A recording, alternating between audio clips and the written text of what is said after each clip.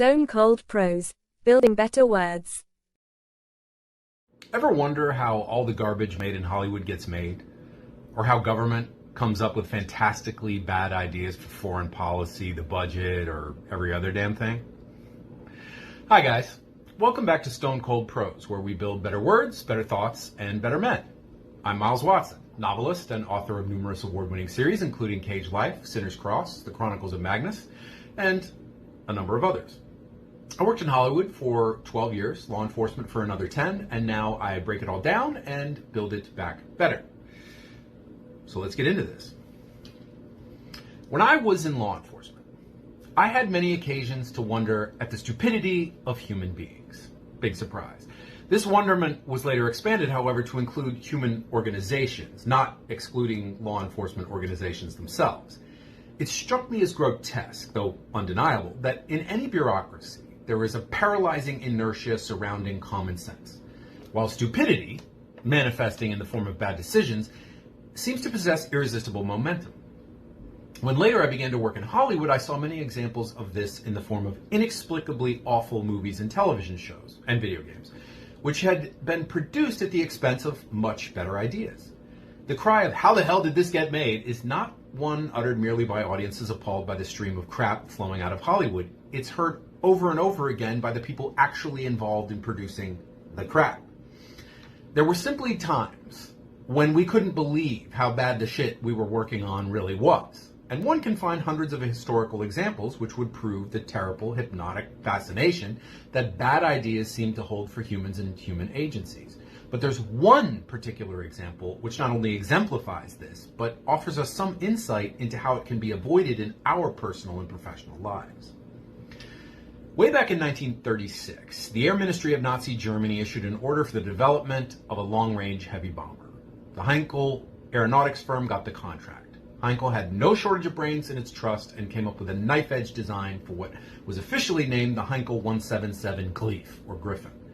The choice to name the big bomber after a mythological beast composed of several different animals was no accident, for its designer had combined a number of technological innovations in his design, including a remote-controlled defensive armament system and a surface evaporation cooling system well ahead of its time. It was a daring design, and it could have been a devastating weapon. But one of the key figures in the development of the German Air Force was General Ernst Udet. Udet's vision for the Air Force was smaller rather than larger bombers. He was particularly enamored by dive bombers and began to insist that every bomber Germany manufactured, regardless of its size, possessed the ability to dive so as to increase its accuracy. This was to apply even to the Griffin, which was already so massive that there were concerns that no existing set of engines in the German arsenal could actually get it off the ground. Indeed, the directive to make the Griffin capable of diving attacks required a strengthening of the airframe, which increased the aircraft's weight still further, which in turn exacerbated the power problem. A vicious cycle had been initiated and led to the second sign that the Gleif would come to grief: trouble with the engines. Now, the Germans are rightly famous for their engines, and they had some very good ones made by Daimler-Benz, and they would have been perfectly suited for the Griffin, so long as the aircraft bombed from a horizontal position. Pressed into the dive bombing role, they would not work nearly as well, and burdened by Udet's directive, the designers offered a compromise. Instead of the conventional arrangement for a heavy bomber, which is 4 engines driving 4 propellers, they decided to use 4 engines to drive 2 propellers. This was accomplished by welding the engines together and attaching them to a single drive shaft, which had the theoretical advantage of reducing the drag coefficient in a dive.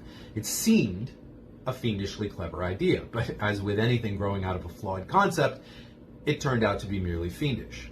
The twinned engines were not only difficult to service mechanically, they had a nasty tendency to catch fire in flight. So much so that their unhappy crews soon dubbed the Griffin the Luftwaffe Leiter, or more pointedly, the Flying Coffin. And the vicious cycle got even more vicious yet. The innovative surface evaporation cooling system turned out to be insufficient to cool the troublesome engines, which necessitated the installation of conventional radiators, which in turn added more weight to the aircraft, which placed more strain on the engines and the airframe, which caused more fires. But immolation while airborne was only one of the possible self-inflicted ends for these pilots and crews. Because its structural issues had never been entirely resolved, rough handling of the Griffin could lead to disintegration of the aircraft while in flight, even if the engines didn't catch fire. Thus, the bomber, which Udet had intended to be rugged enough to survive dives at a 60-degree angle, had to be flown even more gingerly than a conventional low-flying bomber. The whole was considerably less than the sum of its parts. Well, by 1942, it was clear the Griffin had been an expensive failure. Nevertheless, the Luftwaffe's supreme commander, Hermann Goering, believed the project to be salvageable. He withdrew Udet's verdict that the aircraft had to be capable of dive bombing, and the engineers and designers at Heinkel dutifully reconfigured the entire aircraft and all of its systems. Substantial improvements were in fact made, if only slowly, but something interesting happened then, something which demonstrates that there is perhaps no amount of elbow grease which can salvage a truly bad idea. The point of a heavy bomber is to attack large fixed targets, either installations or cities. But after 1942, which was the year the Griffin went into mass production, Germany all but abandoned mass bombing by airplane, whether for military or psychological purposes. A shortage of trained aircrew, spare parts, and aviation gasoline, coupled with an increasing emphasis on fighter production to stop enemy bombing raids on Germany, had led to a corresponding decrease in the use of bombers. And the bombers the Luftwaffe did use were the proven reliable ones, not the ones that tended to catch fire. The truth was, after 1942, there was scarcely a need for Germany to manufacture any heavy bombers at all, much less ones which boasted a nickname like the Flying Coffin. However, the Griffins kept rolling off the production lines until the end of the war, 3 years later. Not many of these monsters actually saw combat, and the operational performance of those that did participate in combat tended to be extremely poor. But the fact was that even if the Heinkel 177 had been a world beater, by 1944 there simply wasn't enough fuel available to keep them in the air. The insistence on manufacturing heavy bombers long after Germany had lost the ability to use them led to the grotesque sight of freshly manufactured aircraft being destroyed in the same factories which they were built, simply because there was no place to put them and no one to fly them, and no fuel for the engines. All this demands a question. Why, in a land of shortages like Germany, with so much time, money, and manpower and material used on an aircraft which served no purpose, which could not contribute to victory, and which, in a sense, was actively contributing to defeat by robbing other more successful weapons of those resources? Why wasn't the project simply terminated in 1942 when it became clear that the grief caused nothing but grief? Why were almost 1,200 of these beasts created when better aircraft, which had the potential to alter the air war in Germany's favor, were available to produce? The answer to this case lies not within the complex tangle of the Nazi bureaucracy, but within human nature itself. Who among us hasn't doubled down on a bad bet, fought to stay in a dying relationship, stuck it out in an unsatisfying job, or poured still more money into a four-wheeled lemon when what we really needed to do was buy a new car? And there is no aspect of life which is not subject to this strange tendency to stick with bad ideas to the bitter end. Logic would dictate that successful behavior would be self-perpetuating, while failure, on the other hand, would repulse us. It would be repulsive. In practice, however, the exact opposite situation tends to obtain. Success is seldom exploited, but failure is almost always reinforced in a pattern of behavior we often refer to as throwing good money after bad. We don't abandon ideas when we realize they won't work. In fact, it's at the precise moment we realize they aren't working that we begin to fully embrace them. It seems human beings have an innate need, a sort of genetic predisposition, to get returns on their investments. This is often referred to as the sunk cost fallacy, and it's the reason Las Vegas stays in business. If a person spends X amount of blood, sweat, tears, time, or money on a project, they expect a proportionate reward, and if they do not get it, instead of calling the entire project a loss and chalking it up to a lesson learned, they redouble their efforts. The deeper the hole, the harder the digging.